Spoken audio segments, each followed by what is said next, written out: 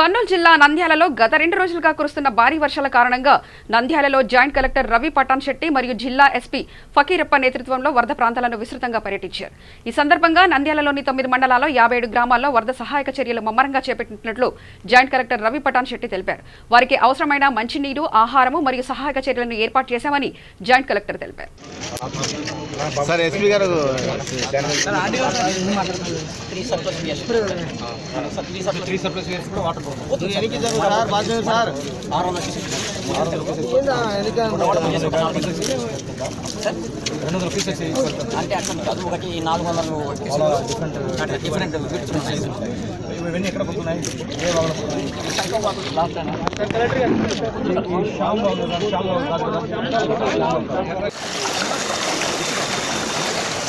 సాయి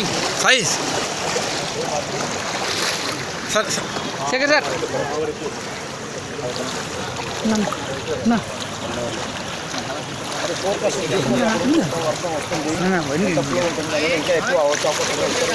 పోండి వెనక్కి పోండి సుందర్ పోండి.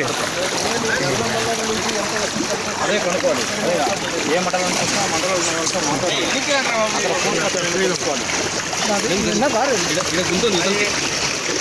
గత 5 రోజులుగా పడిన భారీ వర్షాల వల్ల దాదాపు 17 మండలాలు ఈ వర్షానికి అఫెక్ట్ అయింది.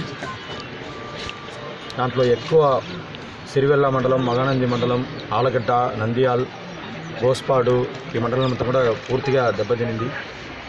దీంట్లో దాదాపు 17 మండలాల్లో 95 విలేజ్ పూర్తిగా దీనివల్ల అఫెక్ట్ అయింది. ఈ 95 విలేజ్లో దాదాపు 25,000 మంది జనాభాకి చాలా రెగ్యులర్ లైఫ్ అనేది డిస్టర్బ్ అయింది. దీనికోసం ఇమ్మీడియట్గా మా జిల్లా యంత్రాంగం తరపు నుంచి అన్ని శాఖ అధికారులు, రెవెన్యూ డిపార్ట్మెంట్ కావచ్చు, పోలీస్ డిపార్ట్మెంట్ కావచ్చు, agriculture department, animal husbandry department, medical and health department అన్ని అప్రమత్తం చేసి అందరినీ రెడీగా పెట్టుకోవడం జరిగింది. ఒక ఎస్డీఆర్ఎఫ్ 25 మంది టీంతో కలిగిన ఒక ఎస్డీఆర్ఎఫ్ టీంని కూడా నిన్న నుంచి రంగంలోకి దించి లోతట్టు ప్రాంతంలో ఉన్న ప్రజలను సేఫ్ ఏరియాకి షిఫ్ట్ చేసుకోవడం జరిగింది.